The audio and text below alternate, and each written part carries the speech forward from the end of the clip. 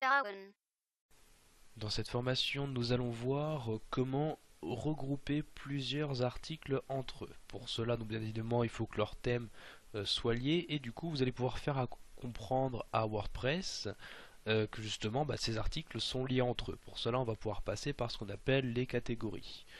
Un des intérêts principaux est par exemple au niveau du menu, du coup on va pouvoir mettre des liens renvoyant vers les catégories. Par exemple, si je retourne ici sur mon site actuel, vous voyez un site sur lequel je présente différents fruits et légumes. Dans la partie de droite, par exemple, on a une partie catégorie. Donc pour l'instant, vu que je n'ai pas de catégorie, j'ai juste non classé. Ce qui n'est pas très bien, on va dire, au niveau d'utilisation. Ce qu'il faudrait du coup dans catégorie, c'est que j'ai une catégorie fruits où s'affiche que les articles avec des fruits et une catégorie légumes où s'affiche que les articles avec des légumes. Donc pour cela, je vais dans un premier temps devoir créer ces catégories. Donc une fois que vous êtes dans article, vous allez cliquer sur catégorie.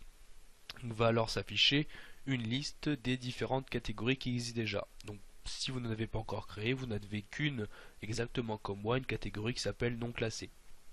Donc ce qu'on va faire ici, donc on va créer d'abord les deux catégories. Donc la première, je vais l'appeler légumes. Donc au niveau du nom, n'hésitez pas à mettre les majuscules, les accents, comme vous voulez. En revanche, au niveau de l'identifiant, vous mettez exactement le ou les mêmes mots, mais sans majuscules, sans accent, etc.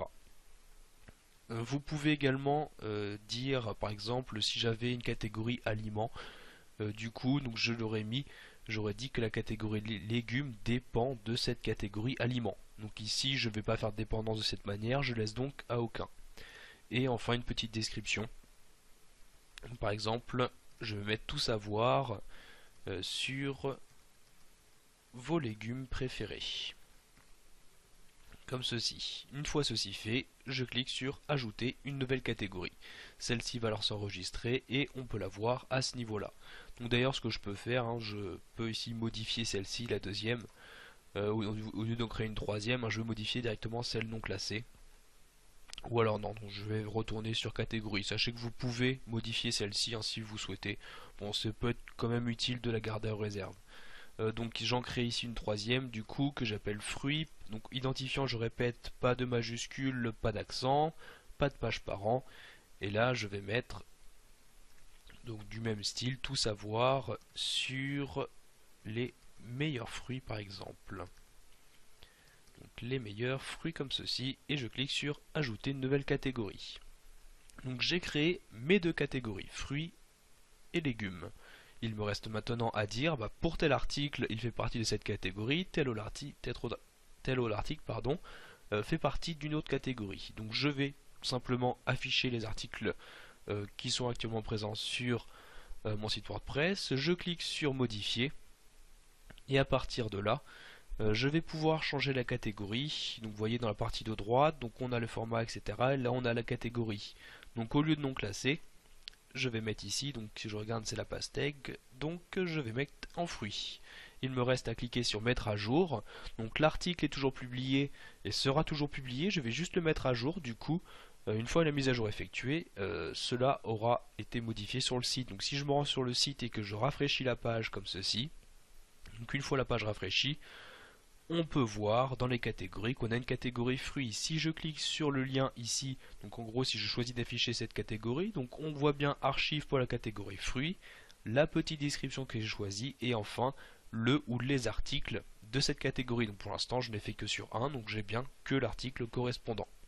Donc il me reste à l'appliquer sur tous les autres. Donc c'est pourquoi les catégories, je vous recommande bien évidemment de le faire dès le début. Maintenant, une fois que les catégories sont faites, dès que je vais créer un article, je vais lui mettre une catégorie. Donc pour la pomme, donc je modifie ça. Donc d'ailleurs, au lieu de faire modifier, vous pouvez faire modification rapide. Vous voyez, ça vous permet de ne pas recharger justement une nouvelle page et de faire ça directement au sein de la même page. Donc vous accédez du coup aux, j'ai envie de dire aux options basiques telles que le titre de l'article, les mots-clés et par exemple les catégories. Donc ici c'est la pomme, donc toujours dans les fruits. Je clique sur mettre à jour. Donc de cette manière, vous voyez, comme le nom l'indique, modification rapide vous permet donc de faire des modifications un peu plus rapidement au sein de vos articles. Donc ici je suis sur EcoVert, je mets donc légumes, mettre à jour, Donc, par exemple, vous voyez quand même, hein, si vous souhaitez modifier vraiment le contenu de l'article, si vous passez par modification rapide, cela ne vous sera pas possible. Pour le coup, vous n'avez pas le choix, vous devez passer par modifier. Donc enfin, la tomate, c'est un fruit, donc je le mets la catégorie correspondante. Nous allons voir que tout ceci a bien été appliqué, hein. D'ailleurs je peux le voir ici, hein, dans la colonne catégorie, j'ai bien fruits, fruits, légumes et fruits. Donc c'est ok. Si je rafraîchis la page, bah plutôt ici du coup je clique sur accueil. Donc j'accède à ma page d'accueil qui affiche par défaut tous mes articles, hein. J'ai bien tous les articles, donc les 4 articles de mon site. En revanche, si je regarde dans la partie catégorie, j'ai bien les deux catégories en question, les fruits et les légumes. Donc je vais ici afficher les fruits pour voir s'il y a bien les 3 articles que j'ai créés. Donc j'ai la pastèque, la pomme et la tomate. C'est parfait, les catégories fonctionnent correctement. Voilà, vous savez maintenant comment regrouper vos articles via les catégories de WordPress.